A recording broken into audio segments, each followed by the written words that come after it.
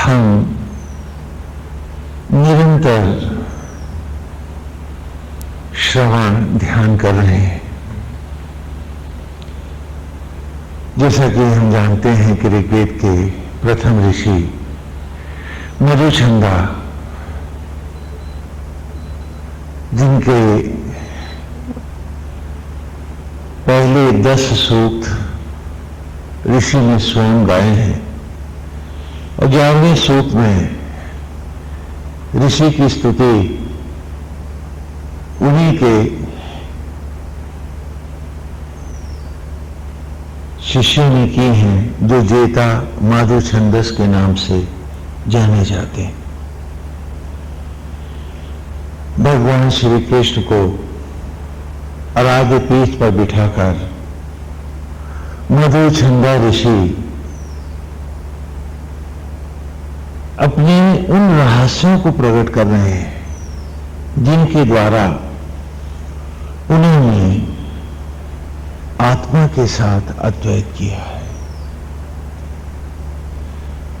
और बड़े ही सूक्ष्म में वो अपने उन रहस्यों को प्रकट कर रहे हैं। उपरांत में यही 11 सूक्त गुरुकुल शिक्षा में गुरु मंत्र के साथ जोड़े गए। यज्ञोपवीत के साथ उसका मंत्र और फिर ये ऋषि पढ़ना गुरुकुल में अनिवार्य है, क्योंकि इसको और इसके रहस्यों को जाने बिना और जीवन में उतारे बिना किसी भी साधना का कोई अर्थ नहीं है। और एक एक ऋचा करके एक एक शब्द अर्थ करते हुए हम आगे बढ़े। हम अक्सर समझते हैं कि हमने माला फेर ली, पूजा कर ली, तो हम भक्त हो गए। ये ठीक है कि माला मोक्षदायिनी है। ये भी सत्य है कि माला के द्वारा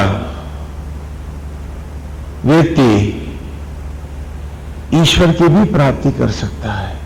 माला एक अस्त्र की भांति, लेकिन अस्त्र हो, बहुत पहना अस्त्र हो, और ऐसे अस्त्र शस्त्र आपके पास ढेर सारे हो, लेकिन आपको उनका प्रयोग करना ना आता हो, तो आप कौन सा युद्ध जीत सकते हैं? माला साधन है, साध्य नहीं है।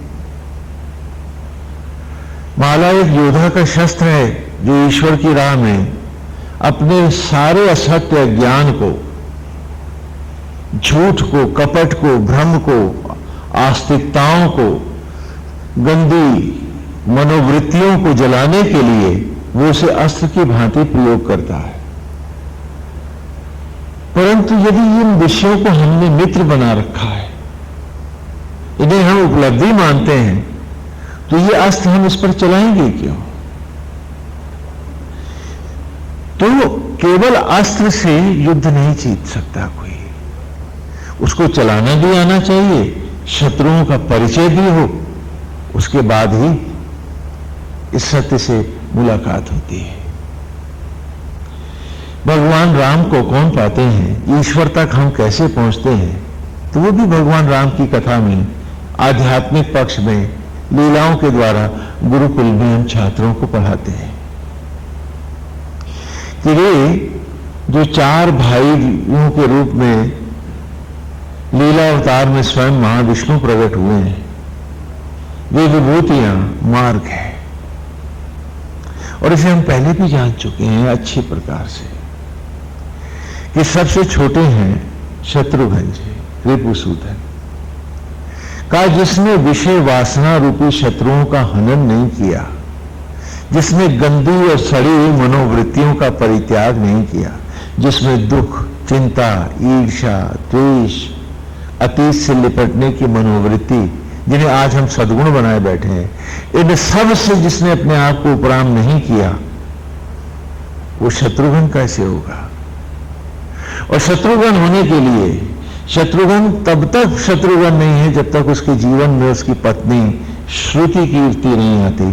श्रुति माने वेद जिसका हम पाठ कर रहे हैं, और कीर्ति माने यश। जिसने वेद के इस अमृत को अपने जीवन में नहीं बसाया, उसके पास कितने भी अस्त्र शस्त्र हो, उसकी जीवन का अर्थात साधना का कोई अर्थ नहीं रह जाता है। ये रिपुसूदन शत्रुघ्न तभी तो शत्रुघ्न होगा जब उसे वेद की आंख मिलेगी और वो शत्रुओं को पहचानेगा। अभी तक जो हमारे शत्रु हैं उन्हें हम मित्र समझते हैं। आसक्त भाव, मेरा तेरा का भाव, अपनों की चिंता, दूसरों से दुश्मनी, दूसरों से बदले की भावना, यही तो मेरे शत्रु हैं। क्योंकि माला कहती है मुझे ईश्वर तक उसी को मैं ले जाऊंगी जिसका भाव होगा सीए राम में सब जग जाने। और सीए राम में भाव के जितने विरोध हैं वो सारे शत्रु हैं तुम्हारे। वो सब विचार जो तुमको भेदभाव, ईर्ष्या, द्वेष, छल, कपट और अतृप्तियों में ले जा रहे हैं, वो तुम्हारे मित्र नहीं, तुम्हारे शत्रु हैं। और इन शत्रुओं के लिए अगर हम माला फेर रहे हैं तो हम ईश्वर को पा रहे हैं या शैतान के घर जा रहे हैं, ये माला हमें कहां ले जाती है? हम सोचें, विचार करें। हम दुखी क्यों हैं? हम अशांत क्यों हैं? हम चिंतित क्यों हैं? और किनके लिए हैं? क्या ये सारे विचार, ये सारे विषय हमारी साधना पर एक बहुत बड़ा प्रश्न चिन्ह नहीं बन गए? भगवान राम की कथा में पात्रों के माध्यम से, लीलाओं के माध्यम से यही सब बताया कि पहले श्रुति कीर्ति जब जीवन में आए, वेद का ज्ञान आए, तब पहली बार तुम रिपुसूदन होगे, शत्रुघ्न होगे। इससे पहले तो शत्रुओं के मित्र हो और आत्मभाव के शत्रु हो। वो आत्मा जो तुम्हें जीवन के क्षण दे रहा है, जो तुम्हें जीवन का अमृत दे रहा है, वो जो तुम्हें चिता की राख से पुनः वनस्पतियों में लाया है, और वो जिसने वनस्पतियों से तुम्हें ये दुर्लभ तन दिया है, और आज भी जो बन के शबरी का राम तुम्हारी जूठन को रथ में बदल रहा है, तुम शत्रु सिर्फ उसी के हो। क्योंकि जब जब तुम इस भाव से बाहर आते हो, तुम आत्मा से ही तो बैर करते हो। तो तुम्हारी भक्ति माला के द्वारा कैसे सिद्ध होगी? क्योंकि माला तो तुम अपनों के लिए फेर रहे हो, और वो अपने तुम्हारे नहीं है। तुम्हारा अपना तो तुम्हारा अंतरात्मा है, और वो सब में बैठा है। आत्मभाव से भेदभाव रहित होकर प्राणी मात्र के प्रति अर्पित होने के विपरीत यदि तुम पूजा पाठ और माला भी कर रहे हो, तो भक्ति राम की कर रहे हो अथवा रावण की कर रहे हो। तो कहा भक्ति में रत भरत तभी तो होगा जब पहले शत्रुघ्न होगा, और शत्रुघ्न भी पूर्ण कब होगा? जब उसके जीवन में श्रुति कीर्ति आएगी। और भरत की भक्ति भी, भक्त भाव भी तब तक अधूरा है जब तक उसके जीवन में मांडवी नहीं है, अर्थात सीए राम मैं जहां देखूं प्राणी मात्र में मुझे मेरा नारायण ही दिखे, खाली एक मूर्ति में हो ऐसा नहीं। और जब ये भाव आता है, जब भक्ति सर्वव्यापी होती है मेरी, चक्र की भांति चारों ओर प्रभु का दर्शन कराने लगती है, तब पहली बार मेरा मन राम रूपी लक्ष्य में स्थिर होता है। मन लक्ष्मण होता है, और लक्ष्मण की पत्नी का नाम है उर्मिला। उर अर्थात हृदय मिला हुआ है। बड़े विस्तार से हमने इन लीला के पात्रों के द्वारा अपने आप को जानने का प्रयास किया है, और यही वेद की ऋचाओं में हमने निरंतर पढ़ा है कि वे जो भटकते हैं बाहर, लुट जाता है उनका अंतर। और फिर वो बाहर इतना भटकते हैं कि उनका कोई ठौर ठिकाना नहीं रहता, वो प्रेत बने उड़ा करते हैं। उनके जीवन में कुछ भी तो स्थायित्व नहीं रह जाता है। पूर्व की पिछले रविवार की ऋचा थी, उसको हम दोहरा लें पहले। अश्री ग्रमेन्द्र ते गिरा प्रति त्वां उदासत अजोषा वृषभम पते। अश्री उत्पत्ति से रहित हो गया ग्रम, वो विष, कि उस विष का विनाश हुआ। वो विष जो सबका विनाश करने वाला है, उस विनाश का भी विनाश किया। कैसे हुआ? ते गिरा, जो तेरी जिह्वा पर आया। हे महारुद्र, हे प्रलयंकर, प्रति त्वाम, और बदले में उसके प्रत्युत्तर में त्वाम, आपने हमें उद्हासक, मोद मंगल और आनंद प्रदान किया। अजोषा वृषभम पते, अजर अमर हुई तेरी ये कथा।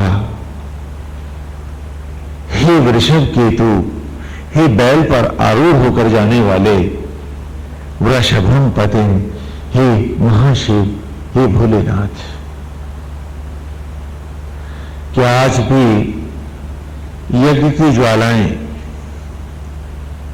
आज भी यज्ञ की अग्नियां, जब भी तुम्हारी तरह ही हे शिव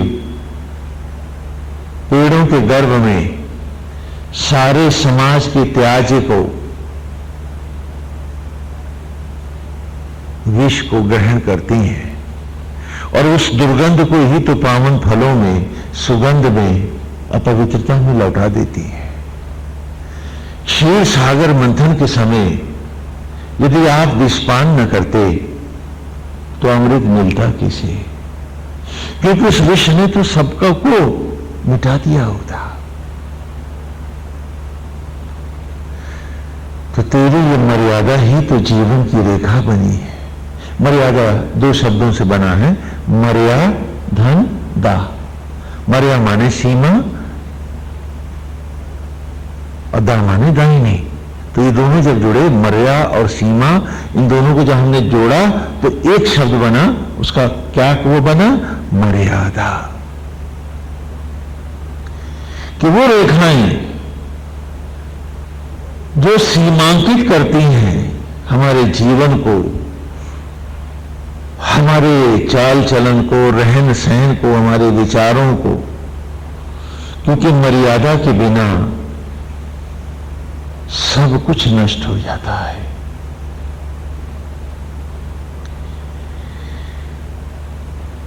एक सादा कागज ले लो, क्या वो कुछ बोलता है? क्या उसमें कुछ समझ में आता? नहीं, वो तो प्लेन पेपर है, उस पर कुछ नहीं है। फिर हम मर्या को बुलाते हैं, पेन उठाते हैं, सीमाएं बनाने लगते हैं, धीरे धीरे नाक, आंखें, होंठ, पूरा चेहरा, और चित्रकार बनाता चला जाता है। वो रेखाएं चेहरे की सीमाएं बनाती हैं, तो कभी होंठों की सीमा बनाती हैं, तो हर सारा का सारा चेहरा उभर के बाहर आ जाता है। तो कहते हैं जिसकी जीवन में ये सीमाएं नहीं है, उसका जीवन एक सादे कागज के जैसा है, निरर्थक है, सारहीन है, कोई मतलब नहीं है उसका। सीमाएं जैसी कागज पर से रेखाएं आकर के मर्यादा बनती चली जाती हैं, तो उसमें उभार आता है।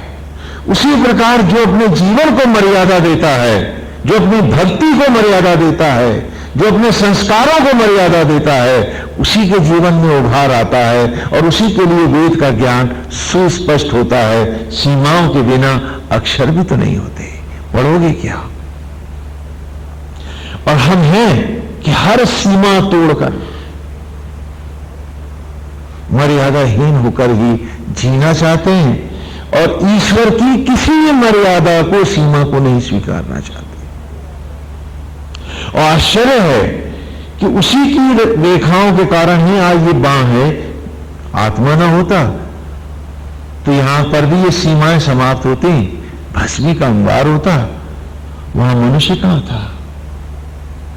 तो सीमा गई, सीमांकित करने वाला हाथ गया, हमारा अस्तित्व गया।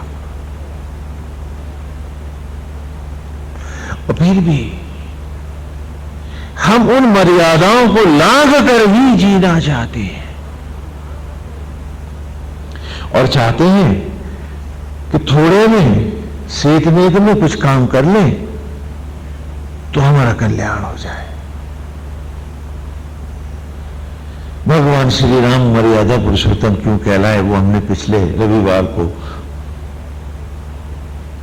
समय की सीमाओं के भीतर सविस्तार मर्यादा पुरुषोत्तम राम क्यों कहलाए कि धर्म पतित पावन है। यही श्री राम की मर्यादा है कि धर्म किसी को दोष नहीं देता, कोई गिरा नहीं है। और धर्म तो पतित पावन है क्योंकि मां आज भी यज्ञ की रश्मियां पतन को प्राप्त हो गए, हमारे ही त्याज्य को, देह के त्याज्य को पुनः पावन करती हैं, तभी तो पुनः हम उसे भोजन के रूप में ग्रहण कर पाते हैं। यदि धर्म आज त्याज्य को पतित कहकर किनारे खड़ा हो गया होता तो तुम सब भूखे मर गए होते और तुम्हारे घर औलाद भी तो ना होती। क्योंकि आज भी सड़ी हुई मट्टी को ही तो पेड़ की जड़ों ने खींचा, जिसे आप खाद कहते हो, पांस कहते हो, और यज्ञ किया। और यही टकराव था राम का शास्त्रियों से अयोध्या में।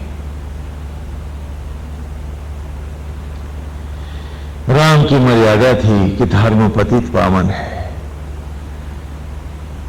शास्त्रियों की व्याख्या थी कि त्याज्य है जो अपवित्र है। और इन्हीं मर्यादाओं की कसौटी पर जानकी को वनवास हुआ और श्री राम सरयू समाये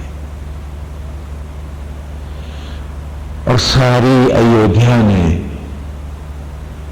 राम की ही मर्यादाओं को स्वीकारते हुए राम का ही वस्त्र ग्रहण किया और राम और जानकी ही उनके वस्त्रों पर लिखे रहे तब से आज तक। लेकिन आश्चर्य है कि सिया राम तो लिखा है मेरे कपड़े पर, लेकिन कपड़े के नीचे मैं फिर शास्त्रियों की भेदभाव का एक खाली पंगु बनकर रह गया हूं। मर्यादा राम की नहीं है मेरे पास सारी अयोध्या में, कि जिन मर्यादाओं की खातिर कि धर्म पतित पावन है। धर्म किसी को पतित नहीं कहेगा क्योंकि ईश्वर तो सबको अंगीकार करता है।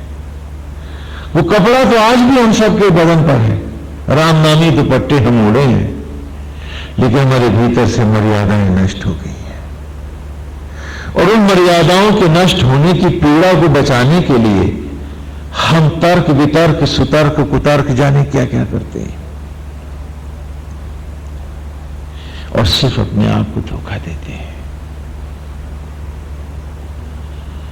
जो दूसरों का विष पीकर दूसरों के लिए अमृत हो जाते हैं, वे ही धर्म की मर्यादाओं को जानने वाले हैं, वे ही भगवान पाते हैं, क्योंकि ईश्वर उन्हीं का होता है। कारण कि आज भी आत्मा विष पीता है, तभी तो तुमको जीवन का अगला क्षण देता है। राम गाने वालों का राम नहीं है, राम जपने वालों का राम नहीं है, राम जीने वालों का राम होता है। और आज भी आत्मा हर पेड़ और पौधे के गर्भ में उस विष का पान करती है जिसे तुम छू भी नहीं सकते हो।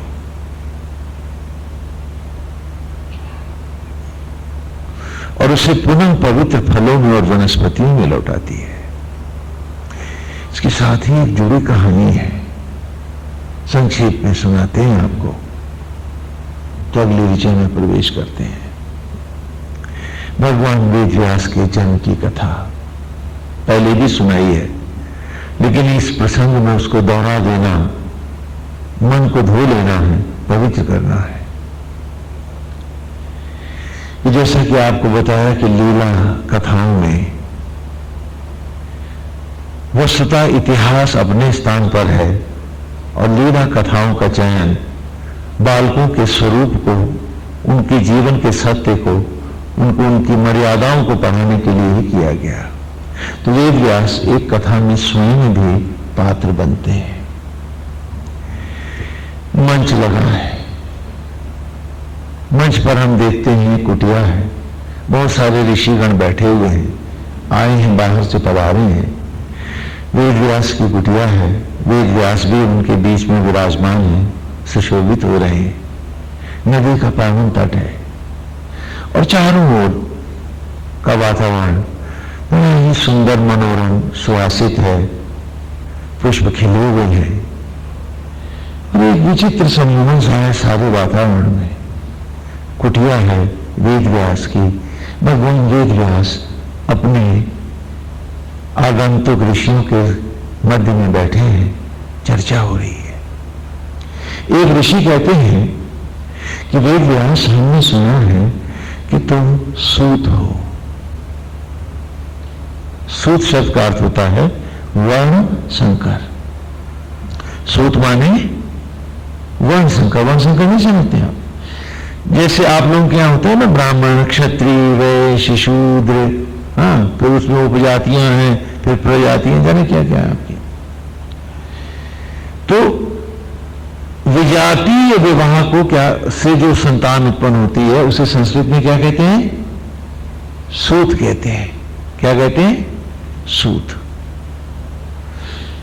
तो धर्म का जो प्रथम पुरुष है, जिसके कारण आज हमारे पास ये धर्म के ये सारे ग्रंथ हैं, संकलन है, सभी कुछ है, और जो धर्म की ध्वजा है वो अपने ऊपर ही प्रश्नवाचक ला रहा है अपनी ही लीला कथा में। जैसे वाल्मीकि की कथा में वाल्मीकि स्वयं पात्र है। वो लव और कुश से अश्व को पकड़वाता है। उसी की कुटिया में जानकी जी वन कन्या बनकर रहती हैं। तो ये भी इन कथानकों और कथाकारों की विशेषता है कि वे कथाओं को केवल सुनाते, गढ़ते नहीं हैं, वे कथाओं में स्वयं भी जीते हैं।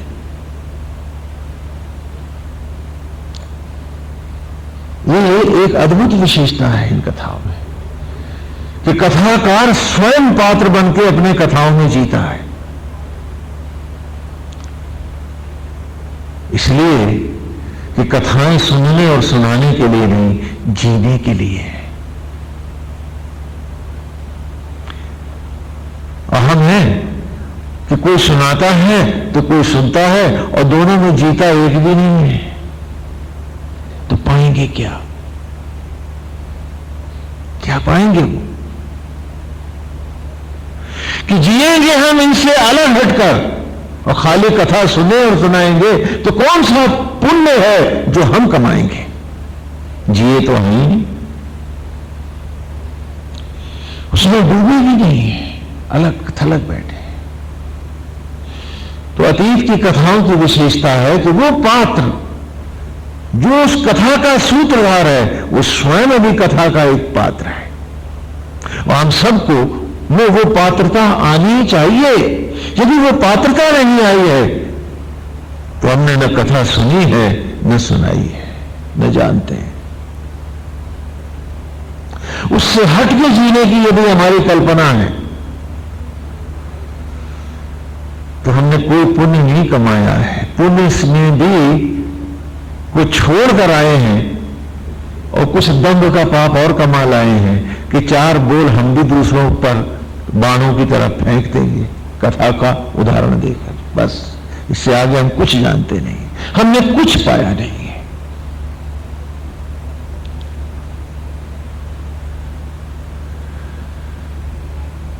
तो वेद व्यास से कहा कि वेद व्यास कथा में आते हैं, हमने सुना है कि तुम सूत हो, अर्थात वर्ण संकर हो।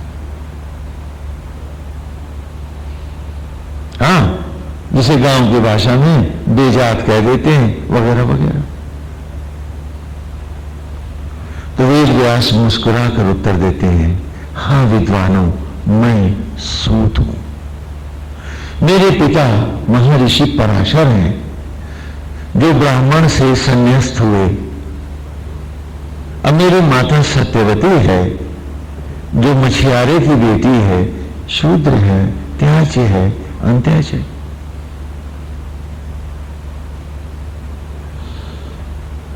तो फिर वो ऋषि कहते हैं कि वेद व्यास, महर्षि पराशर तो स्वयं महान विष्णु के छठे अवतारी हैं, नारायण का अवतार है, लीला अवतार है। भला उन्होंने शास्त्र निषिद्ध कर्म क्यों किया? तो वेद व्यास कहते हैं कि विद्वानों, मेरी कथा सुनो। और यहां से लीला का सूत्रपात होता है, कथा होती है। मंच के नाटक हुआ करते थे गुरुकुल में। हम बालकों के सामने बालक और ऋषि गणाचार्य सब पात्र बनकर इन नाटकों का समापन करते थे, जिसके द्वारा छात्र जीवन के सूक्ष्म सत्य को, विद्या को पाएं। और विद्या की देवी भी सरस रहे तो सरस्वती रहे। गूढ़ ज्ञान को भी सरस करके, रस से संयुक्त करके छात्र तक लाना, कि छात्र से जाने नहीं, हृदयंगम करे और जीवन में उसे निरंतर आचरण और व्यवहार में जीवंत कर ले। वो खाली एक मृत कथा भर न रहे। तो कहा मेरी कथा सुनो। एक बार महर्षि पराशर गंगा नदी पार कर रहे थे। जब नदी की मध्य धारा में ऋषि आए तो उन्हें एक ओर से भयंकर दुर्गंध जल में मिली, क्योंकि कि मां गंगा की पावन धाराओं में दुर्गंध कैसी? ये दुर्गंध क्यों आ रही है?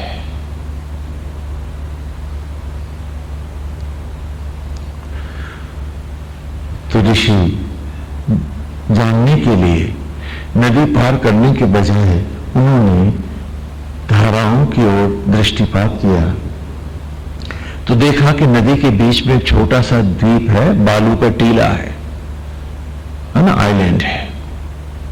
और उस द्वीप से जब भी हवा आती है तो भारी दुर्गंध आती है। तो नदी पार करने के बजाय ऋषि उस द्वीप की ओर बढ़ चले। हाँ, वहां नाव वाव की जो कल्पना है ये कुछ पौराणिक भी है, कुछ फिल्मी भी है। यहाँ ये है कि ऋषि नदी पार कर रहे हैं और गर्मियों में नदियों का पेट फैला होता है तो बहुत सी जगह जल धारा बहुत कम होती है, आप चलकर भी नदी पार कर सकते हैं। कुछ ऐसी कल्पना मूल कथा में है, लीला में है। तो जब ऋषि उस द्वीप पर आए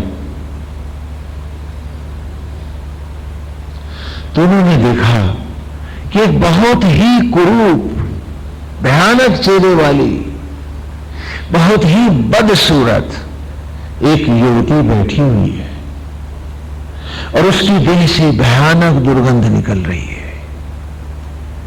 ऋषि को देखा, उठी, प्रणाम किया। ऋषि ने साधुवाद दिया, आशीर्वाद दिया। अब पूछा कि देवी तुम कौन हो? इस निर्जन द्वीप पर तुम अकेले क्यों बैठी हो? क्या तुम्हें भय नहीं लगता? और तुम इतनी कुरूप क्यों हो? तुम्हारे देह से इतनी भयानक दुर्गंध क्यों निकल रही है? कौन हो तुम? तो उस युवती ने ऋषि को पुनः प्रणाम कर बड़े ही विनयशीलता से उत्तर दिया कि ऋषिवर, मेरा नाम सत्यवती है। हे ऋषिराज, मैं मछियारे की बेटी हूं, मेरा नाम सत्यवती है। मुझे वसु देवताओं ने अभिशप्त कर दिया है, शापित हूं मैं, और उनके श्राप के कारण ही ये मेरा भयानक रूप है। तथा जहां मैं बैठती हूं वहां से 1 योजन दूर तक मेरी दुर्गंध जाती है। योजन गंधा मेरा उपनाम है। मछली की सड़ी दुर्गंध मेरी देह से प्रकट होती है तो बहुत से लोग मुझे मत्स्य गंधा भी कहते हैं। हे ऋषि, मैं उस द्वीप पर अकेली यूं बैठी हूं कि जब भी नदी के उस पार जाती हूं तो वहां गांव के बच्चे बालक मुझे देखकर भयभीत हो जाते हैं और मेरी दुर्गंध से सारा गांव पीड़ित हो उठता है। उस पार भी यही होता है। इसलिए नदी के न उस ओर जाती हूं न उस पार जाती हूं, बीच मझधार में बैठी ये शापित योजन गंधा सत्यवती मैं अपने पापों का प्रायश्चित किया करती हूं।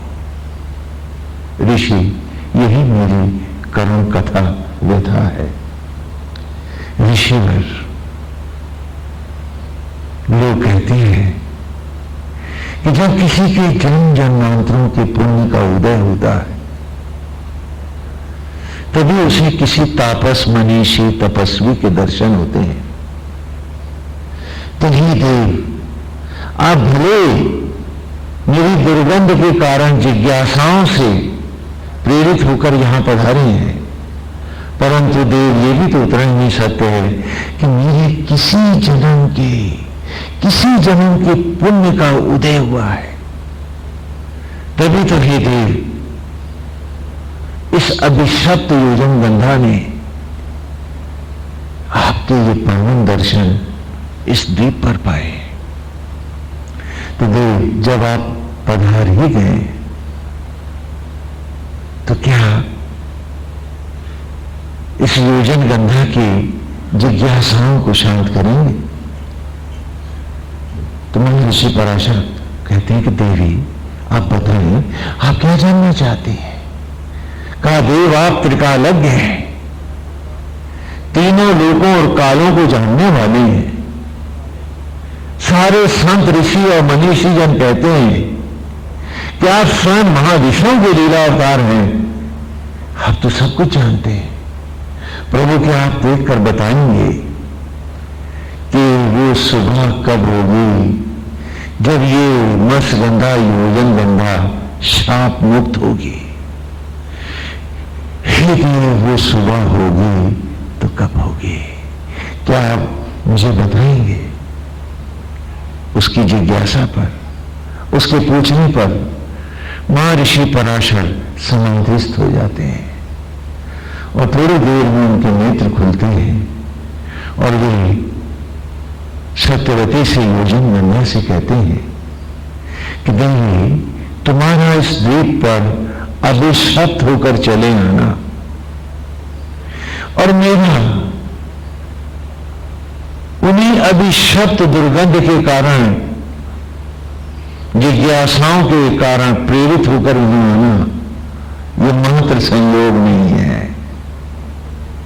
ये केवल संयोग नहीं है, विधाता की एक अद्भुत कल्पना है जिसके हम और तुम दोनों पात्र हैं।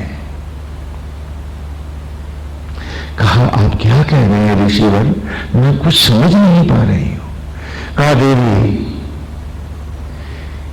ये समय की, विधाता की, विधि की इच्छा है किसी द्वीप पर तुम्हारे और मेरे दाम्पत्य से हमारा पुत्र वेदव्यास प्रकट हो और जो पुनः धरती पर लुप्त होते धर्म की ध्वजाओं को आरोहित करे, एक बार फिर धर्म की स्थापना करे। कहा, ये आप क्या कह रहे हैं? पीछे हट जाती है, डरी हुई, सहमी हुई, भयभीत हिरणी सी पीछे हट जाती है कि नाथ, ये आप क्या कह रहे हैं? हे ऋषिवर, आप क्या कह रहे हैं? आप पुनीतों के पुनीत, महानों के महान, स्वयं नारायण के अवतार, मैं शूद्र त्याज अंत्यज अभिशप्त योजन गंधा, स्वप्न में भी जिनकी परछाई के स्पर्श की कल्पना मैं अभिशप्त योजन गंधा कर नहीं सकती। ऐसी अपवित्र त्याज्य शापित योजन गंधा का आप दाम्पत्य वर्ण करेंगे? क्या ये धर्म विरुद्ध, शास्त्र विरुद्ध, ये निषिद्ध कर्म नहीं होगा? क्या ये पाप नहीं होगा? देव जिन मंदिरों में आपकी पावन प्रतिमा प्रतिष्ठित होती है, उस प्रतिमा के भी श्री चरणों पर पावन चंदन का लेप होता है। मैं तो वहां प्रवेश भी नहीं पा सकती। ऐसे पवित्र नाथ, क्या आप मेरा आलिंगन करेंगे? और क्या यह अनुचित नहीं होगा?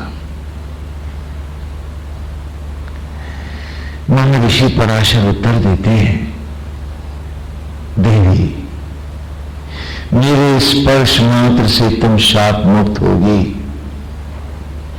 योजन गंधा से योजन सुगंधा स्वरूप होगा तुम्हारा। भयभीत मत हो, मेरा स्पर्श करो और शाप मुक्त हो जाओ। डरती हुई, कांपती हुई, बारंबार महर्षि द्वारा प्रेरित की जाती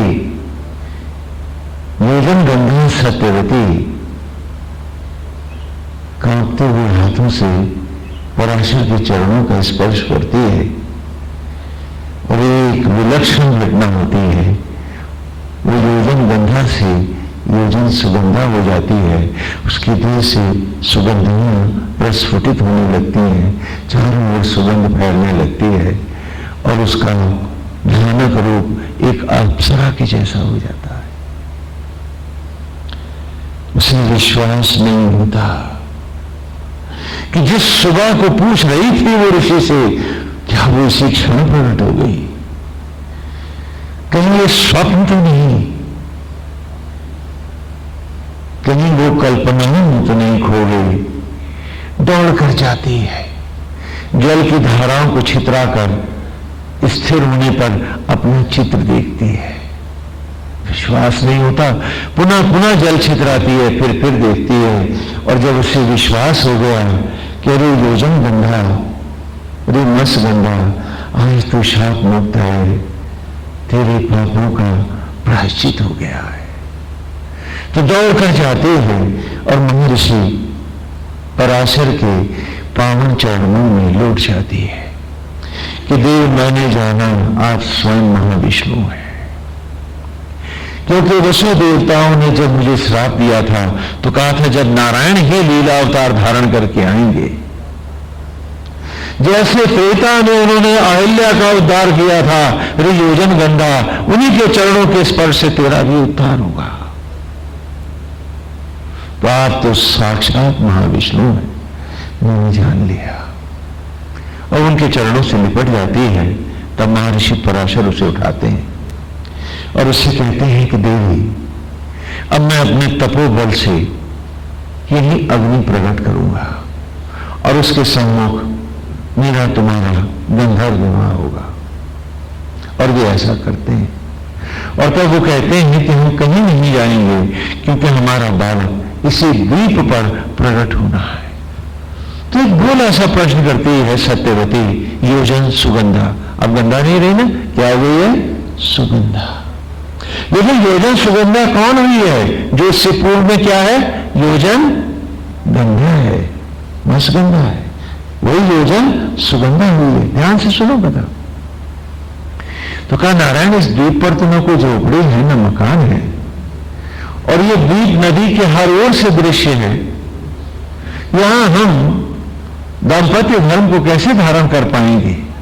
क्या ये मर्यादाहीनता न होगी और लोक लज्जा के विपरीत न होगा?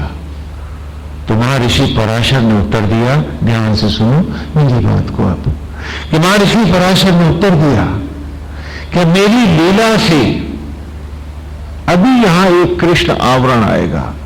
कृष्ण माने काला, आवरण माने पर्दा। मेरी लीला से अभी यहां एक कृष्ण आवरण आएगा और हे देवी, हर कोई हमें देखता हुआ भी, जानता हुआ भी नहीं जान पाएगा कि हम क्या कर रहे हैं। और उसी समय वहां एक कृष्ण आवरण आता है और दृश्य लोप हो जाता है। पुनः हम आते हैं कि वेद व्यास अपनी कथा सुना रहे हैं उन ऋषियों को और कह रहे हैं, वेद व्यास इस प्रकार हे विद्वानों, उसी द्वीप पर सत्यवती और पराशर के दाम्पत्य से मैं उत्पन्न हुआ, क्योंकि मैं एक द्वीप पर जन्मा हूं और वो जल के मध्य में था और उस पर कृष्ण आवरण आया हुआ था, इसलिए मेरे माता पिता ने मेरा नाम रखा कृष्ण धन द्वीप धन आयन, आयन मन जल, कृष्ण द्वैपायन। हाँ, इस शब्द की संधि विच्छेद किया हमने, कृष्ण धन द्वीप धन अयन, तो क्या बना कृष्ण द्वैपायन। ये भगवान वेदव्यास का असली नाम है। तो कहा इस प्रकार विद्वानों, मेरी माता सत्यवती है जो मछियारे की बेटी है और मेरे पिता महर्षि पराशर है। तो फिर एक ऋषि कहते हैं कि वेद व्यास लगता है तो उन्हें कुछ लीला कथा सुना रहे हो, तो इस रहस्य लीला का रहस्य भी तो बतला दो। जिन्हें आज आप रास लीला कहते हैं, इनका असली नाम रहस्य लीला है। रहस्य का अपभ्रंश रहास हुआ। आज भी मथुरा वृंदावन में रास नहीं कहते, हल लगाते हैं, रहास है। तो रहस्य का अपभ्रंश रहास हुआ और फिर रासलीला हो गई। हाँ, वक्त के साथ नाम बदलता गया। तो कहा ये तो तुम कोई हमें रहस्य लीला सुना रहे हो, तो इसके रहस्य भी तो बताओ। तो महर्षि पराशर कहते हैं, देखिए इसी से हम शब्द ज्ञान भी करा रहे हैं, शब्दों से परिचय भी दे रहे हैं बालकों को कि महर्षि पराशर कौन है। परा कहते हैं ब्रह्म विद्या को, आत्मा को, और शर और अशर सूर्य के नाम है। तो इस देह में व्याप्त घटघटवासी आत्मा जो पराशक्ति होकर हम सब में सूर्य की भांति विद्यमान है, वो आत्मा ही तो पराशर है और आत्मा ही तो परमात्मा का लीला अवतार है, खाली परम ही तो हटा है। तो कहा विद्वानों, मेरी कथा फिर सुनो कि पराशर अर्थात घटघटवासी आत्मा ने, गोविंद ने सत्यवती से कहा है, सत्य माने प्रकृति, वो प्रकृति का अंग जो योजन गंधा दुर्गंध बन गया है, वो योजन गंधा क्या है? गांव के बाहर पड़ा एक घोड़े का ढेर जिसमें मरे हुए जीवों के शव भी हैं, मृतदेह हैं, कूड़ा है, दुर्गंध है, त्याज है। उस घूरे के ढेर को ही तो आप योजन गंधा कहोगे, मत्स्यगंधा कहोगे। क्यों? क्योंकि आज वो वसु अर्थात अग्नियों से अभिशप्त है। जिसने आत्म अग्नियों का, जीवन के क्षणों का, ज्योतियों का विनाश किया है, जो आत्मा जिसे हर क्षण देता रहा आत्मा के साथ अद्वैत करने के लिए, जो असत्य में, झूठ में, पाप में, अज्ञान में, मोह अंधता में, मेरा तेरा में जो जीवन का विनाश कर रहा है, वो हम सभी तो हैं जो वसुओं के विपरीत जा रहे हैं। अग्नियां हमें जीवन दे रही हैं और हम उस जीवन का विनाश कर रहे हैं, तो शापित होंगे हम सभी। तो कहा वसुओं से अभिशप्त वो योजन गंधा क्या है? जो अपना अप्सरा सा तन, मनुष्य की योनि, दुर्लभ जीवन के क्षण खोकर आज घूरे के ढेर बने गांव के बाहर पड़े। वो दुर्गंध, वो त्याज, वो मल और उनकी भस्मियां, यही तो है योजन गंधा, यही तो है सत्यवती, यही तो है मत्स्यगंधा। और वो हैं हम सब और हम होंगे हम सब कल फिर। क्यों? क्योंकि हम खुद अपने लिए एक अभिशाप बन गए हैं। जब हम ईश्वर से हट के जी रहे हैं, हम अपने आप के लिए एक शाप ही तो हैं, हम शापित ही तो हैं और उस अभिशाप को हम अमृत मानते हैं। आश्चर्य है। उसमें सोचते हैं बड़े समझदार हैं, सियाने हैं, चतुर हैं, चालाक हैं, चंट हैं, जाने हम क्या क्या कर रहे हैं। अब भूल जाते हैं कि लॉर्ड श्राप दे रहे हैं अपने आप को और कल शापित योजन गंदा, वो सड़ी हुई मिट्टी के ढेर होंगे हम सब। भूल जाते हैं हम, पाप चढ़ जाता है सर पर इतना कि हम सोचते हैं कि हम भगवान को भी धोखा दे लेंगे, मालाओं से ठग लेंगे, और इस धोखा पट्टी में नारायण भी आ जाएगा।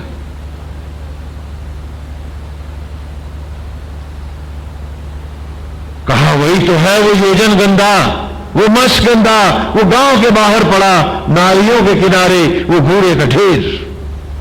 कभी दुर्लभ तन था, कभी पवित्र भोजन था वो, और आज सारा का सारा योजन गंधा बना पड़ा है, दुर्गंध का ढेर है, जहां से लोग नाक भाव सिकोड़ कर जाते हैं, जिसके पास से गुजरना भी तो नहीं चाहते हैं। कल तक जिनके विषय वासनाएं उनके मस्तिष्क में भन बनाते रहते थे, आज वही विषय बन के मक्खियां उस घूरे पर नाच रहे हैं। छूटा कुछ भी नहीं है, छूट गए हैं तो अग्नियां वसु छूट गई हैं और अभिशप्त हो गए हैं, आत्मा का श्राप लग गया इनको। वो जो भी तिल तिल पाल रहा था, वो जो जिनके जीवन में अमृत क्षणों को दे रहा था, वो जो इनके जीवन को अमृतमय बना रहा था, आज वो आत्मा ही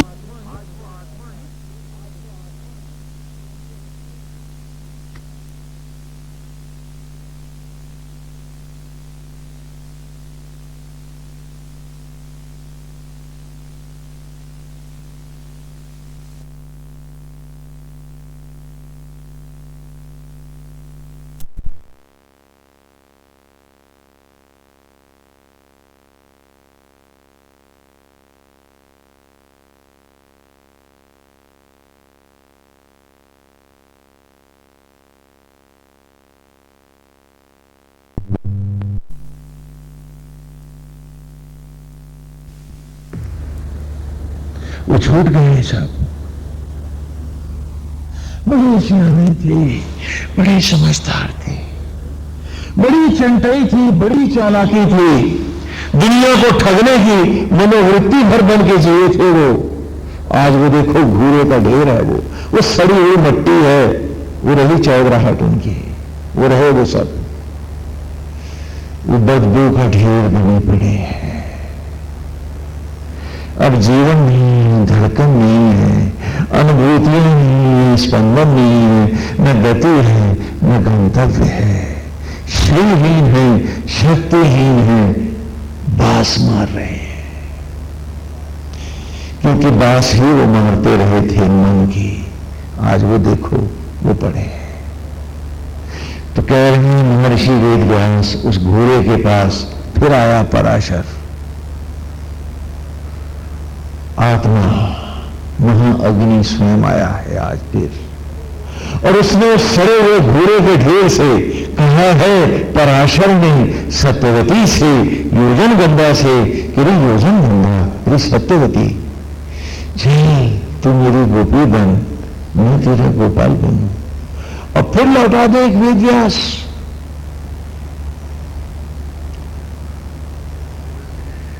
तो घोड़े के ढेर ने, दुर्गंध ने कहा आत्मा से कि नारायण ये आप क्या कह रहे हैं? मैं शूद्र इतिहास अंतज अभिशप्त योजन गंदा, आप पुनीतों के पुनीत, महानों के महान, स्वयं महाविष्णु के लीला अवतार, परमात्मा के रूप आत्मा, बोला आप मुझे स्पर्श करेंगे, क्या ये अनुचित न होगा? कहा नहीं, मुझे छूते ही तो योजन गंधा से योजन सुगंधा हो जाएगी, तेरा शाप नष्ट हो जाएगा। और जो उस घोड़े ने, दुर्गंध ने आत्मा का स्पर्श पाया तो क्या हुआ कि वो दुर्गंध, वो बूढ़ा, वो सड़ी हुई मिट्टी होती थी जो चंपा, चमेली और गुलाब हो गई। वही तो खाद लगी, उसी से तो फूल खिले। तो धर्म पतन को पावन करता है और आसक्त व्यक्ति, पोथा शास्त्री, पावन को पतित बताता है। ये भेद है।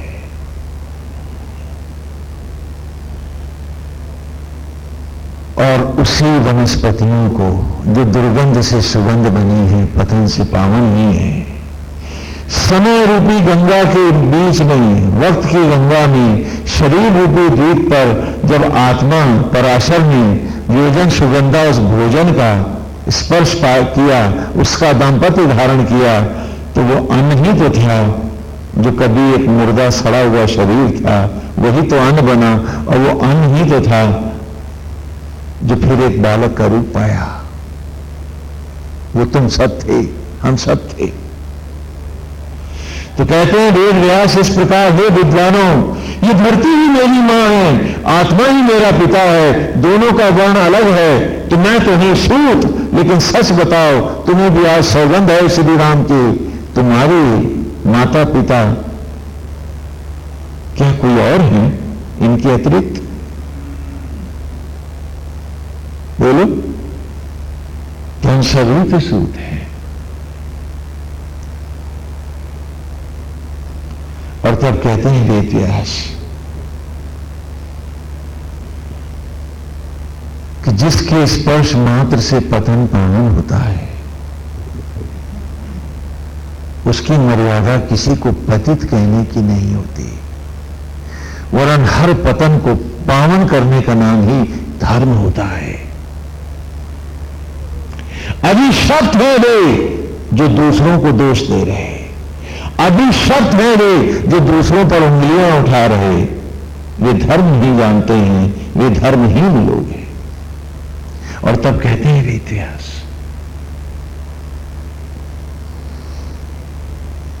कि उस परमेश्वर की बात करता हूं मैं, वो जो तुम्हारी जूठन को रक्त में बदल रहा है, जो प्यार उसने तुमको दिया, वो सड़ी हुई मट्टी उस योजन गंधा को भी दिया है। जब परमात्मा आत्मा होकर जीव मात्र से दुर्गंध और सुगंध से भी भेद नहीं करता, तुम मनुष्य होकर मनुष्यों से भेद करते हो, और फिर कहते हो कि तुम धर्म को जानने वाले हो, तुम ईश्वर को जानते हो, और तुम धर्म की राह पर हो। और कहा कि उस पराशर के उस शब्दों को याद करो कि सत्यवती, हर व्यक्ति हमें देखता हुआ भी, जानता हुआ भी न देख पाएगा, न जान पाएगा कि हम क्या कर रहे हैं। क्या चारों ओर वो सृष्टा परमेश्वर ही आत्मस्वरूप में प्रकट होकर अपने ही लीला अवतारों में प्रकट होता है, तभी तो पानी में फूले बीजों में से कोपली फूटती है, यज्ञ होता है, जीवन आता है।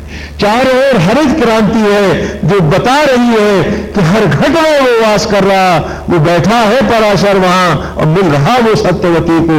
और तुम सब पूछते हो मुझसे, स्वामी जी भगवान कहां मिलेगा? कि हर व्यक्ति देख रहा है, जान रहा है, फिर भी देख कर भी, जान कर भी नहीं जानता है, नहीं पहचानता है ईश्वर को। कैसी विचित्र बात है। ये कथाएं, ये लीलाएं धर्म को मर्यादाएं देती है, सीमाएं देती है। और वही थी पिछले रविवार की ऋचा जो हमने ली थी, अश्री द्रविंद्र के गिरा, कि जो सारे दुनिया की पाप और वो पीड़ाओं को स्वयं पीकर पीड़ा देने वाले का भी हित चाहते हैं, वे ही जीवन को जानते हैं और ईश्वर उन्हें ही पहचानता है। दूसरों को दुख देने वाले कभी ईश्वर के प्यारे नहीं होते। हमें प्राणी मात्र की पीड़ाओं को पीना ही ईश्वर की राह जाना है। ईश्वर शब्द ऐश्वर्य से बना है कि जो प्राणी मात्र को ऐश्वर्य दे, स्वयं को मिटाकर, उसे हम क्या कहते हैं? ईश्वर। और जो प्राणी मात्र के सुखों और शांति को मिटाकर उन्हें पीड़ा दे, उसे हम क्या कहेंगे? पिशाच। हम सब क्या बनते हैं? जब हम दूसरों के ऊपर कीचड़ उछालते हैं, दूसरों की शांति भंग करना चाहते हैं, दूसरों पर अनाधिकार चेष्टाएं करना चाहते हैं, तो हम क्या कहलाएंगे? क्या है हम? पूछे हम अपने आप से। ईश्वर तो नहीं, क्योंकि ईश्वर नाम अब दूसरों को ऐश्वर्य देने का है कि आत्मा होकर उसने धसनियों को अन्न में लौटाया और सारा दम आपको दिया कि मैं अपने परिवार का भेंट भर रहा हूं, जरा लोग बोरी भर रहा, एक दाना तो गेहूं बना के दिखाओ मुझे। बना हो रहा है, सम्मानित हम सब हो रहे हैं कि जो प्राणी मात्र को ऐश्वर्य दे, स्वयं को मिटाकर उसे कहते हैं ईश्वर। और इस ऋचा ने हमें बताया कि जिनके जीवन में ये मर्यादा नहीं है, उनके जीवन में राम नहीं है। माला, उनकी माला माला नहीं है, वो अस्त्र चल रहा है, उनके अपने वो ईश्वर के खिलाफ उस माला को घुमा रहे हैं, न कि प्रभु के लिए माला जप रहे हैं। हथियार भी हो, चलाने वाला भी हो, तो इतना सियाना तो हो कि अपना शत्रुओं को पहचानने वाला भी तो हो। युद्ध किससे कर रहा है उसको इतना ज्ञान भी तो हो। खाली माला पकड़ के बैठकर कोई भक्ति मार्ग की नहीं। हमें सत्य के साथ जीना होता है। और उससे पूर्व की ऋचा में कहा, मतस्वा सुशिप्र मंदिवी स्तोभे भी विश्वचर्षणे सचैषु सवनेश्वर, कि आत्मस्ता मतस्वा, आत्मा में मस्त होकर जीना है हमें। इस मंत्र को जीवन बनाना है हमें।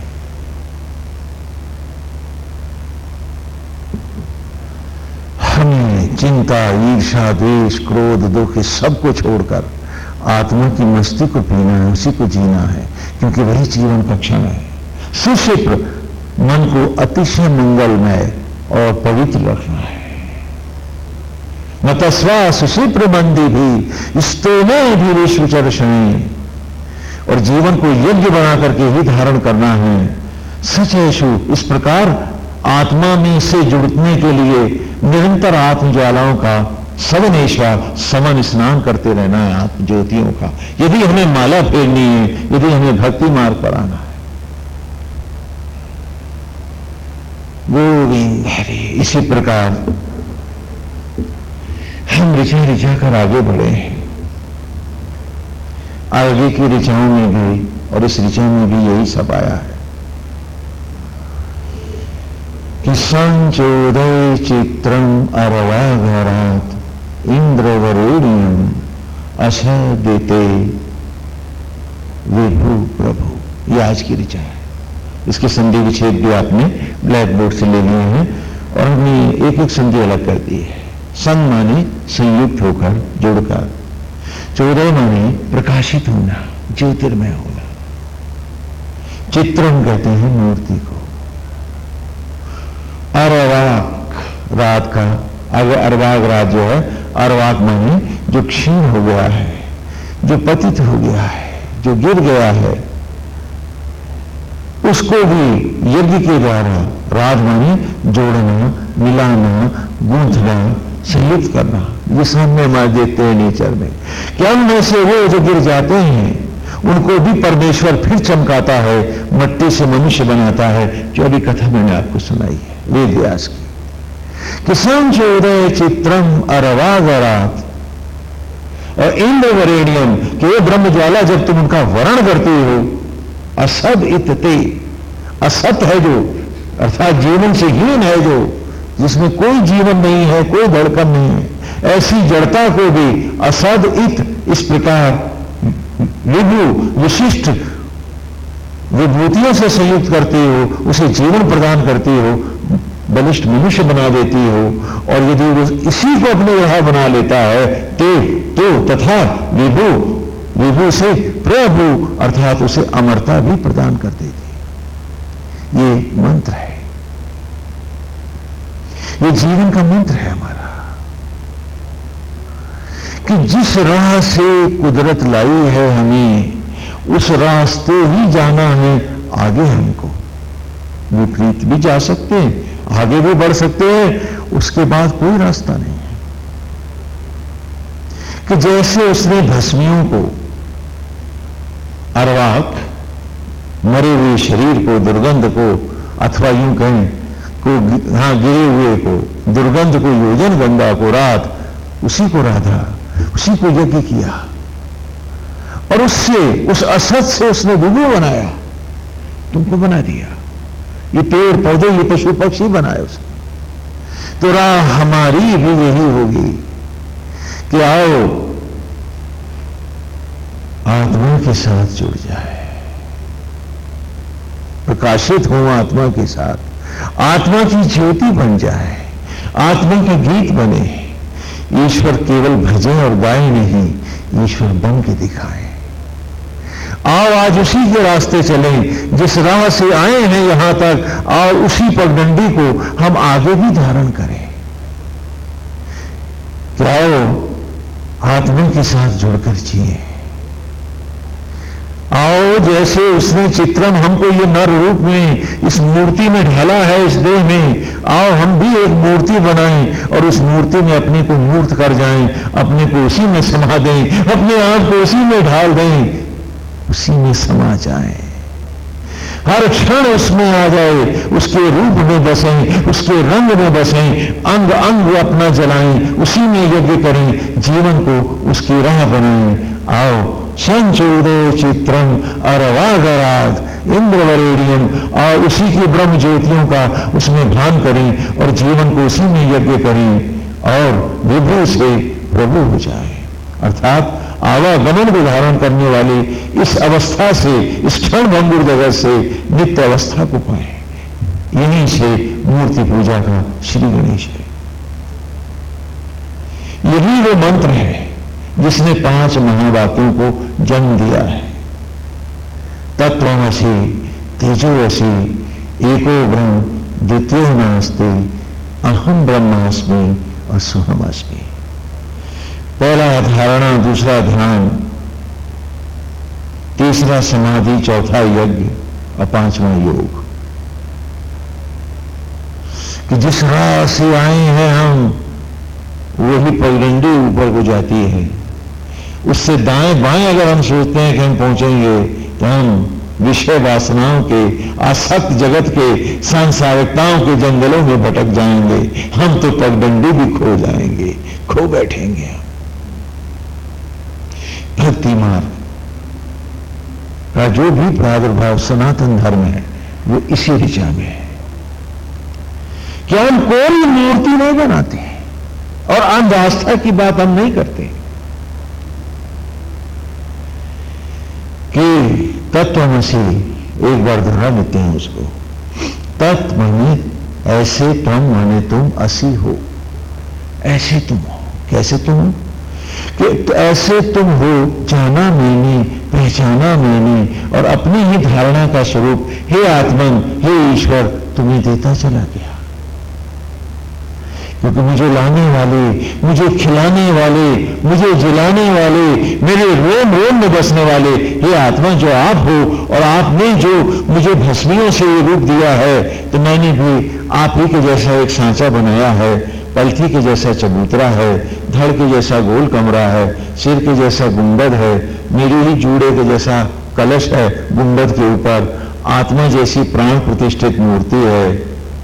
और जैसे शरीर में मैं निमित्त हूं, बना आप रहे हो, सजा आप रहे हो, संहार आप रहे हो, मैं जीव होकर केवल इसका प्रयोग ही तो कर रहा हूं, एक ट्रस्टी, एक निमित्त ही तो हूं। तो मैंने भी बनाया घर तुम्हारा, नाम दिया देवालय मंदिर, घर तुम्हारा बिंब मेरा।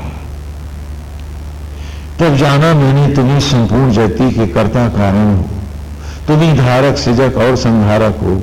तत्वमसि, वो तुम हो, हे मेरे आत्मा, तुम ही राम हो, तुम ही कृष्ण हो, तुम ही ब्रह्मा हो, तुम ही विष्णु हो, तुम ही महेश्वर हो, तुम ही नव दुर्गा हो, मेरा सर्वस्व तुम ही हो, तुम ही मेरे प्राण हो, मेरा सब कुछ हो। ये भक्ति का आरंभ है। क्योंकि भक्त होना अति दुर्लभ है। आज जिसे आप भक्ति मार्ग बनाए बैठे हो, उसकी तो केवल एक ही संतुलित व्याख्या है कि मुंह में है राम और बगल में छुरी नहीं, छुरा है। शायद यही भक्ति मार्ग है आपका? नहीं। कहा कि जिस रास्ते से भक्ति पूर्वक प्रभु बनाता रहा है तुझे, जहां नारायण भक्ति पूर्वक तुझे रोम रोम तुझे बनाता आया है, उस राह को ही भक्ति पूर्वक तू भी धारण कर।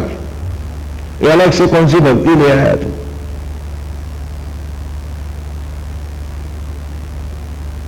ये शेषिलियों के सपने तो छोड़, सत्य की ओर चलो कि जिसके सामने सारे प्रमाण रखे हैं और जो प्रत्यक्ष है उसे झुठलाना चाहते हो और कपोल कल्पित को ही तुम सत्य बनाना चाहते हो।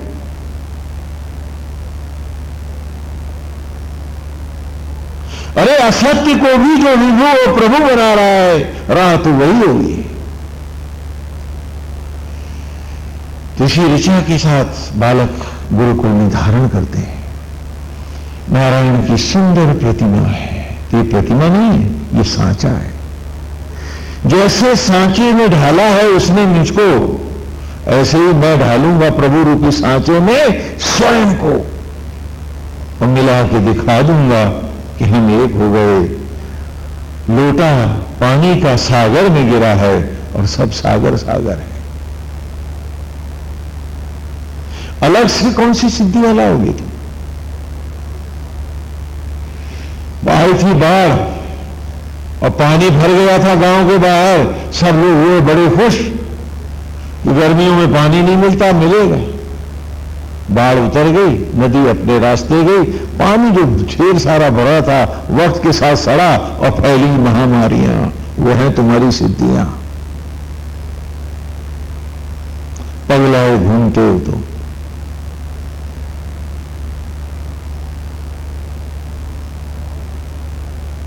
जो धारा के साथ है वही सत्य है।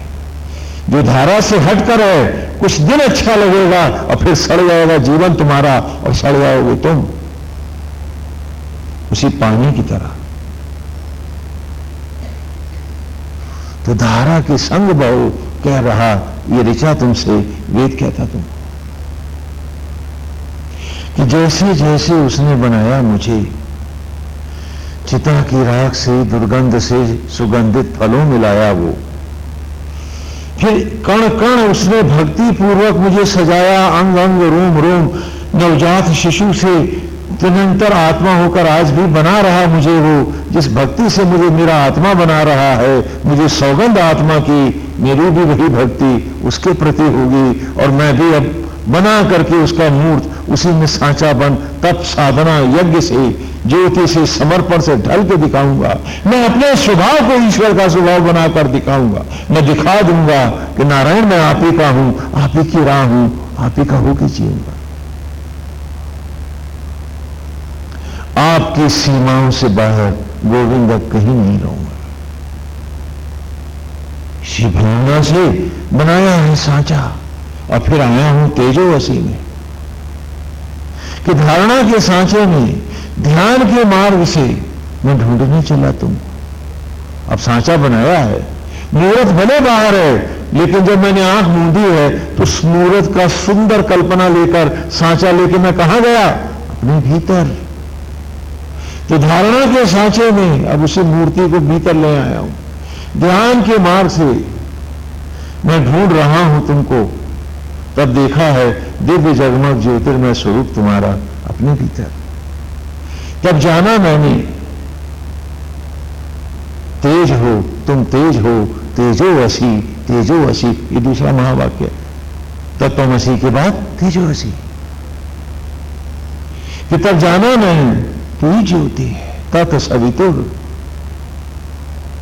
तू ही तेज है। क्योंकि हे आत्मक तू हटे तो सारा जग मिट जाता है, आंखों को कुछ दिखता नहीं। तेरे ही तेज से बारंबार भस्मी के अंबार, फिर जीवन थो उठे, जीवन के कोलाहल को पाए, मट्टी से मनुष्य बने, हार गए सब ज्ञान विज्ञान, तेजोवसी, तेजोवसी। तो मूर्ति बनाई है, ले गया हूं भीतर और आत्मा के तेज से उसको तेजस बनाया है मैंने। और फिर एको ब्रह्म तृतीयो नास्ति, सियो राम में सब जग रानी, मेरे तो गिरधर गोपाल दूसरों न कोई, एको ब्रह्म तृतीय नास्ति। तब धारणा के सांचे में ध्यान के मार्ग से देखा तुझे, फिर खुली आंख देखा हर ओर तू ही तू है, तू ही तू है, तू। यहां भरत की भक्ति मांडवी से जुड़ी है आगे कि जहां देखूं तुझे देखूं। तो क्या देखा है कि तू ही तू है, तू ही तू है, तू ही तू है। तब जाना मैंने, पहचाना मैंने। जब देखा चाहूं और तो क्या देखा, तू ही तू है, तू ही तू है, तू ही तू है। तब जाना मैंने न यहां कोई माता है, न पिता है, न पत्नी, पुत्र और सखा है। क्यों कहा ये? आप पूरी ऋचा मेरे साथ पढ़ के आए हो। क्या आत्मा ही मां है, ब्रह्म अग्नि ही माता है, आत्मा ही पिता है, मेरा परिवार तो मेरे भीतर है। बाहर जैसे रामलीला के मंच पर नाटक होता है तो ब्रह्म अग्नियों का प्रतीक मेरी मां है, जिसने गोद में मैं खेला हूं। भीतर वसुदेव और देवकी है, बाहर नंद और यशोदा है। यही तो कृष्ण की लीला कि कृष्ण को प्रकट करते हैं शरीर रूपी जेल में, जहां मन कंस का राज है। कौन? वसुदेव, अग्नियों का देवता आत्मा, और देवकी अर्थात ब्रह्म ज्वाला। और जब बालक उत्पन्न हो जाता है तो हम सब नंद और यशोदा बनकर, नंद जो उसके जीवन को आनंदित करे, नंद नंदित करे, सुखी करे, ज्योतिर्मय बनाए, वो पिता का धर्म है। और जो संपूर्ण यशों को धारण करना, सबके जीवन को यशस्वी बनाना सिखाए, जो वो प्रकृति, वो माता का प्रतीक मां है। लेकिन जो उंगली नहीं बना पाए, उन्होंने बेटा बेटी कब बनाए? नंद यशोदा बन के पाले तो नहीं। लेकिन जब हम अज्ञानी हैं, अंधे हैं, स्वयं से अभिशप्त हैं कि मेरा तेरा में फंसे हैं, खुल जाती है जब आंख, शाप का मोचन हो जाता है, तो सचमुच सब में एक राम ही नजर आता है। जब तक न दिखे ये सब, याद कर लेना कि श्राप जीवन को अभी भी तुम दिए जाते हो। अरे अभी भी आंख खुली नहीं है, तभी तो अभी शब्द कर रहे हो, लौट लौट गालियां अपने आंख को दे रहे हो। तो कहा जब खुली आंख देखा चाहूंगो तो क्या देखा? तू ही तू है, तू ही तू है, तू ही तू है। तब जाना मैंने, तू ही माता है, तू ही पिता है, तू ही पत्नी, पुत्र और सखा है। जला दी सब भ्रांतियों की चिताएं। जल गया जब एक चिता में मैं भी, इस मैं को भी जला दिया है। तब पहन ज्वाला, ये लपटी, ये अग्नि वेश कहते हैं इसको। तब पहन ज्वाला, बैठ गया हूं सम्मुख तुम्हारे, तू ही तू है, तू ही तू है, तू ही तू है, एको ब्रह्म द्वितीय नास्ति। गोविंद आप हैं, तभी तो ये सब है, तो फिर आप ही तो हैं। क्योंकि आप कहते ये नहीं है, तो फिर ये नहीं तो है।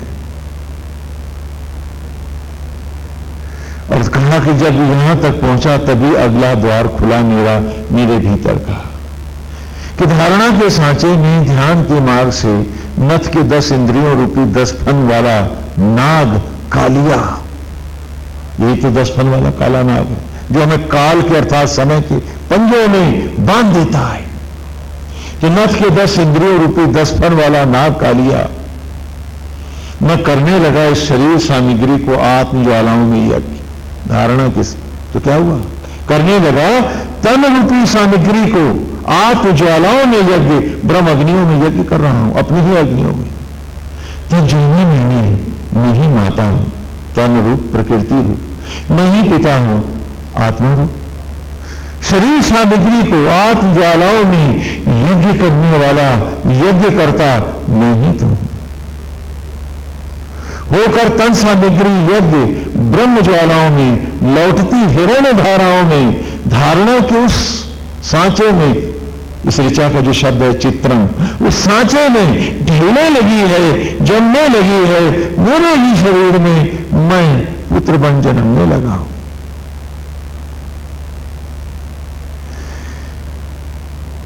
भजता रहा था जिसे कल तक आराध्य रूप, आज उसी आराध्य ईश्वर रूपी सांचे में ढल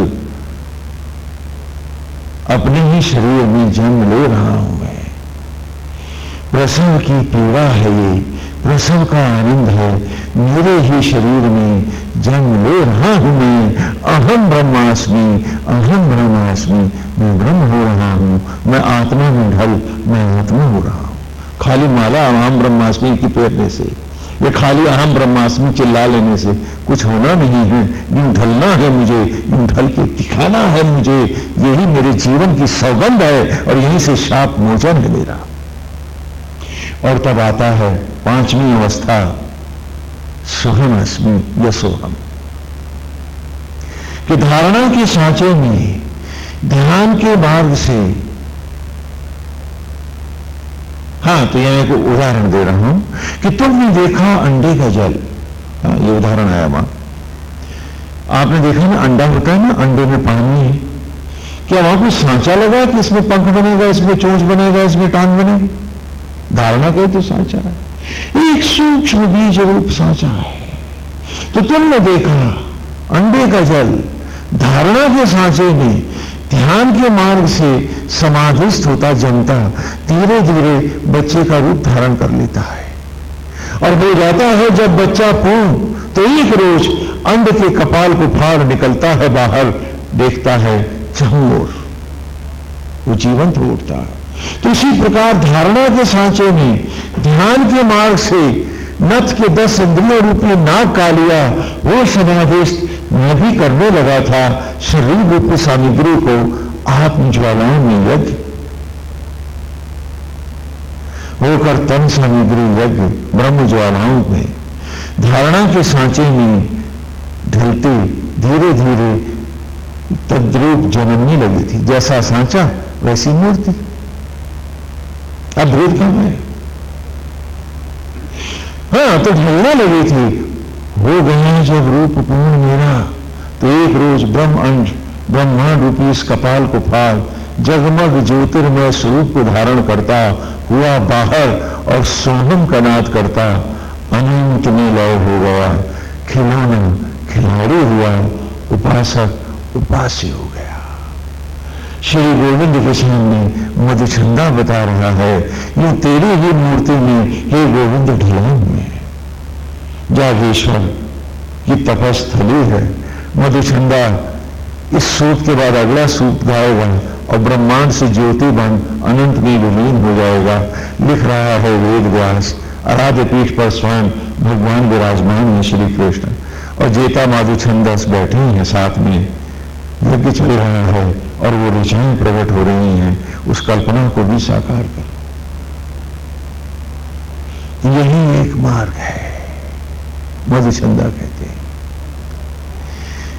कि यदि तुम कहते हो कि तुम ईश्वर में मिलना चाहते हो, तुम कहते हो कि तुम ईश्वर को पाना चाहते हो, तुम कहते हो कि स्वामी जी भगवान मिले हमको, तो पूछता हूं मैं तुमसे, फिर भगवान के साथ जुड़ के हर सांस हर क्षण तुम क्यों नहीं जीना चाहते हो? झूठ बोलते हो, किसको धोखा दे रहे हो? किसके साथ ये धोखा कर रहे हो तुम?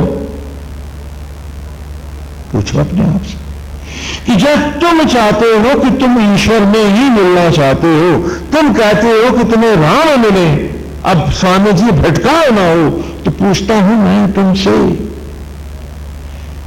फिर उससे मिलने की तड़प और ललक लेकर हर सांस हर क्षण क्यों नहीं जीना चाहते हो? फिर ये झूठ क्यों है? ये गंदे सड़े हुए विचार क्यों हैं? ये पाप करने की मनोवृत्तियां क्यों हैं? ये भटकने की इच्छा क्यों है? पूछो अपने आप से। फिर ये झूठ, ये धोखा, ये प्रपंच क्यों है? दूसरों को विष देने का ये मन क्यों है तुम्हारा? उस विष को रखते तो मन में ही हो ना, तो जिसका मन विषाक्त इतना है वो प्रभु पाएगा कैसे? अंधों को धोखा दे लोगे, लेकिन जो 1000 आंख से भीतर बैठा देख रहा है उसे धोखा दोगे कैसे? कभी पूछा अपने आप से? अरे मैं पूछता हूं कि अब भी क्यों नहीं चलते हो तुम? जब कहते हो कि तुम्हें ईश्वर चाहिए, जब कहते हो कि तुम ईश्वर जाना चाहते हो, तो मैं तुम्हें तुम्हारे ईश्वर की सौगंध देके पूछता हूं, फिर ईश्वर जैसे क्यों नहीं जीना चाहते? ईश्वर के गुणों के साथ क्यों नहीं जीना चाहते हो? ईश्वर के स्वभाव के साथ क्यों नहीं जीना चाहते हो?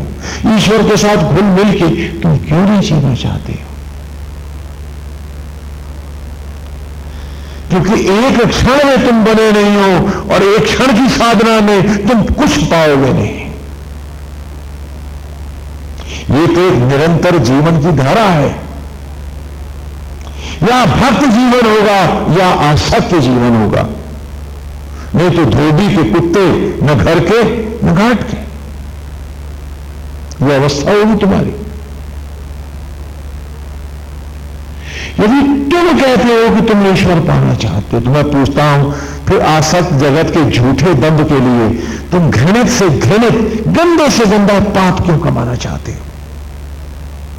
तुम सीधे सीधे क्यों नहीं चलते हो? और वो जो भटक रहा है दाएं बाएं, कि 4 कदम इधर भाग गया, फिर इधर भाग गया, लौट के आया तो 1 कदम फिर पीछे चला गया और फिर 1 कदम आगे बढ़ाया, क्या ये कभी मंजिल पाएगा?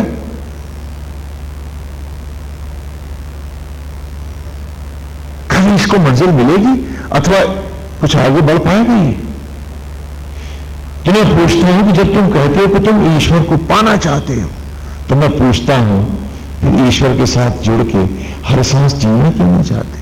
उससे हट के अलग क्यों रहना चाहते?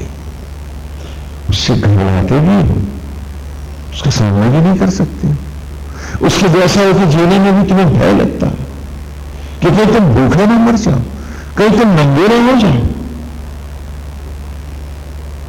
और वो नहीं होगा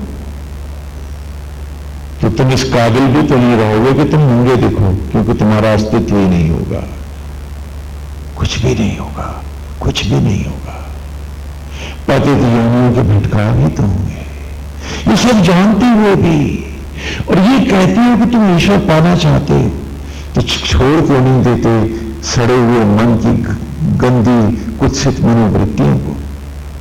क्यों नहीं अपने आप को अर्पित कर देते अपने आत्मा के सत्य को? और उसमें तुम्हें घाटा क्या है?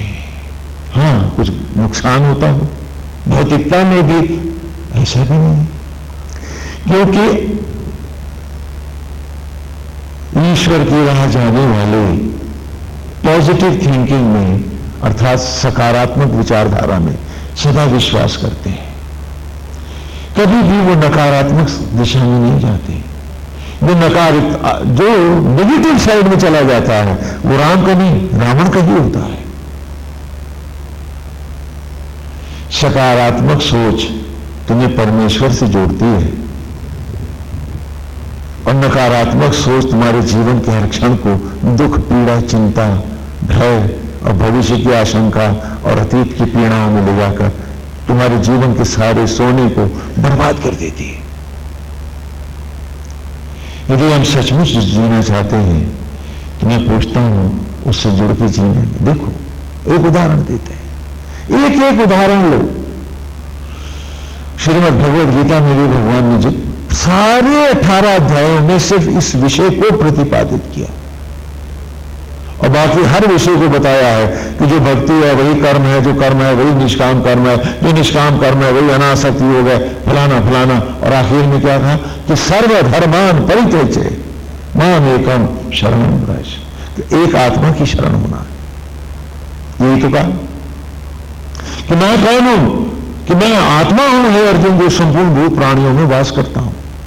मैं ही प्रभु हूं, परम ब्रह्म हूं अर्थात आत्मा। मैं ही रुद्रों में शंकर हूं, पुनः आत्मा। मैं ही वैष्णवों में महाविष्णु हूं। मैं ही छंदों में गायत्री हूं, प्राणों में ओंकार हूं और संपूर्ण भूत प्राणियों के हृदय में वास करने वाला आत्मा, हे अर्जुन, नहीं, अर्थात तेरे आत्मा की बात मैं तुझसे कर रहा हूं। गीता में तो, वेदों में तो तुझको तुझसे मिलाना है मुझे, बाकी मेरा तेरा भी कोई संबंध आत्मा के अतिरिक्त नहीं है, न होगा कभी। यदि तुम अपनी आत्मा तक न पहुंचे तो तेरा और मेरा संबंध भी तो नहीं हो सकता, क्योंकि मेरी राह मेरे भीतर है, तेरी राह तेरे भीतर है। नहीं चल पाओगे तो मंजिल छूट जाएगी।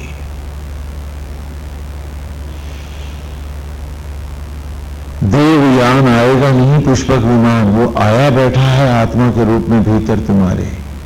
वो तो प्रतीक्षा कर रहा है कि तुम मनसा वाचा कर्मणा इस पर आरूढ़ हो और मैं तुझे ज्योति बना के ले चलूं। और तुम हो कि उसको छूने में भी तुम्हें डर लगता है, बाहर भाग रहे हो। जब तुम आसक्त होकर सेवा करते हो, धर्म करते हो, तो तुम नहीं जानते पाप ही कमाते हो। और जब अनासक्त भाव से तुम नारायण को अर्पित करते हो, तो तत्क्षण पुण्य और सुख और रोमांच कमाते हो।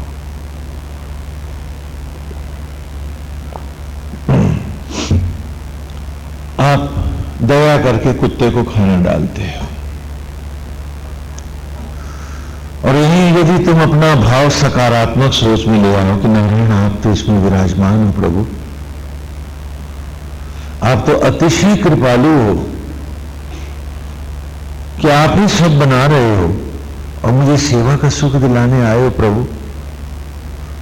और इस भावना से अगर आपने कुत्ते को खाना खिलाया होता, यकीन जानिए ये सीधा भोग नारायण के पास गया होता। और जितना भाव बदल होता उतना रोमांच और सुख होता तुम्हें।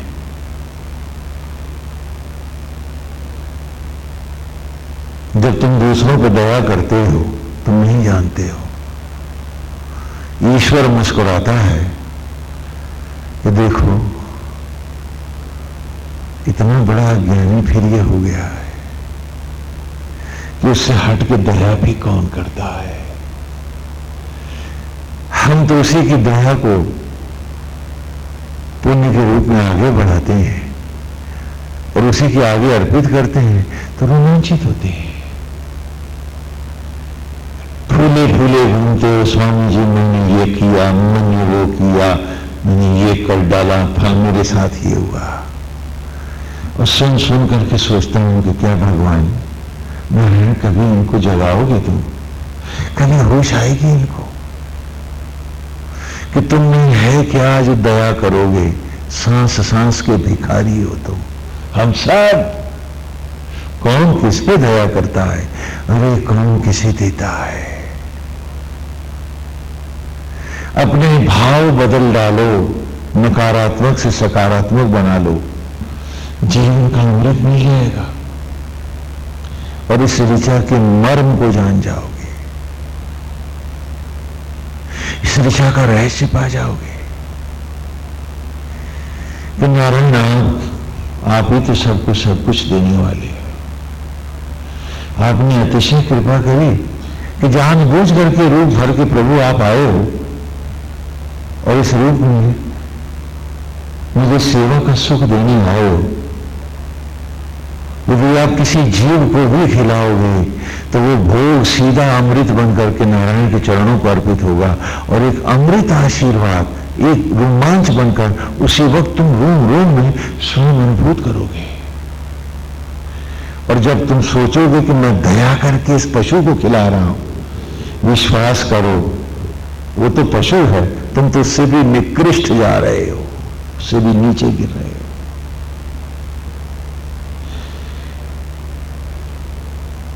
गांधारी ने पट्टी बांधी थी आंखों के होते हुए, तुम तो आंखें ही अपनी फोड़े डाल रहे हो कि सामने आत्मा खड़ा है तुम्हारे, प्रभु जिस रूप में खड़ा है, अरे जिस रूप में पधारे हैं नारायण, आप तो सुख देने आए। तुम उसमें ईश्वर का भाव लाओ, तुम्हें उनकी चमकती हुई आंखों से साक्षात उभरता हुआ गोविंद मिल जाएगा।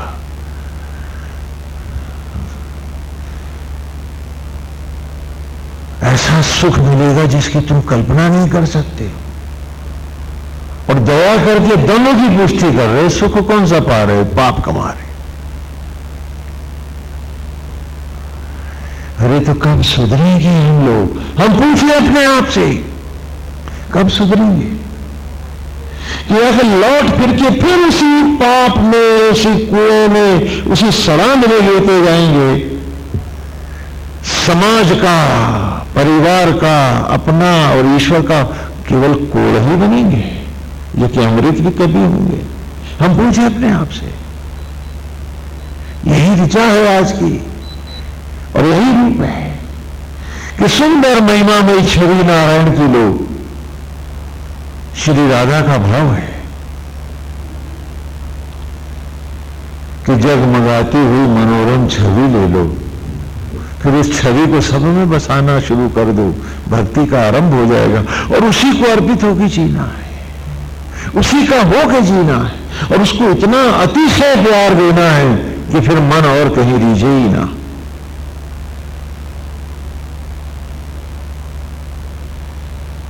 बाकी जगह हर सेवा में उसकी कृपा और दया देखे, कहीं चौधरी न बने, कहीं दम्भी न हो, कहीं दूसरों पर दया करने न चला जाए, वरन हर सेवा में नारायण से कहे कि आपने कृपा करी है कि जो मुझे सेवा का अवसर दिया है। क्योंकि भाग्यवानों के घर ही कोई खाने आता है, भाग्यहीनों के यहाँ तो मक्खियां ही भटकती भटकती है। तो यदि दया करके तुम खिला रहे हो दम्भ से तो भाग्यहीन हो रहे हो, और यदि इस कृपा भाव से कि नारायण आपने कृपा करी है, हमें अवसर प्रदान किया है, इस भाव से खिला रहे हो, तो वो किसी जीव को नहीं, स्वयं प्रभु को भोग लगा रहे हो। मूर्ति तुम्हारा भोग नहीं लेती है, मूर्ति में तो तुम ढलने आते हो, फिर भोग लगाओ जीव मात्र को। तुम्हारे जो पूर्वज थे इसी भाव से घूम घूम के गायों को, कुत्तों को खाना खिलाते थे, चिड़ियों को, कौओं को, चींटियों को आटा डाल के आते। इस भाव से नहीं कि हम खिला के आ रहे हैं, इस भाव से कि नहीं, हर भाव में प्रभु आप भोग ले लो, मेरा जीवन धन्य हो जाए। मैं आपकी रूप रस माधुरी का पान पाऊं, आप तो घट घट वासी हो, प्रभु आपके हर घट में आपके भोग लगाऊं। हाँ, दिया हुआ आपका है, लोगे भी आप, मुझे एक रोमांच का सुख तो दे दो, मुझे खिलाने का भाव का सुख तो दे दो। ये विनम्र भाव होता था उनका, ये नहीं कि हम नहीं खिलाएंगे तो भूखे मर जाएंगे। और जब जब दम्भ के भाव आए तो तुमने चारा खिलाया थोड़े ना, तुम तो गायों का भी चारा खा गए, घोटाले हो गए, क्योंकि मनुष्य पिशाच हो गया। कब बदलेंगे हम भाव अपना? हम पूछे अपने आप से कि आओ आज आत्मा के संग जो रहे हो, आत्मा के साथ ही हम प्रकाशित हो, और आज उसकी मूर्ति में चित्रम, उसकी मूर्ति में मूर्ति हो जाए हर बाग, अपने सारे क्षीण विचारों को, गिरी हुई विचारधारा को, सड़ी हुई मनोवृत्तियों को, भेदभाव को आज मांझ करके सबको नारायण में बना ले। अरवाग अराध इंद्रवरेडियम, और आत्मा का आओ आज वर्ण कर ले ब्रह्म ज्वालाओं का, आओ आज आत्मास्त हो जाए, असत्य से, अज्ञान से विभु विशिष्ट ज्योतियों में नारायण की आए, और जुड़े जो राम से ऐसे कि सब राम राम हो जाए, विभु से प्रभु हो जाए। असदिते विभु प्रभु, एक एक क्षण मांझे अपना कि जो प्रभु करेगा वही करेंगे।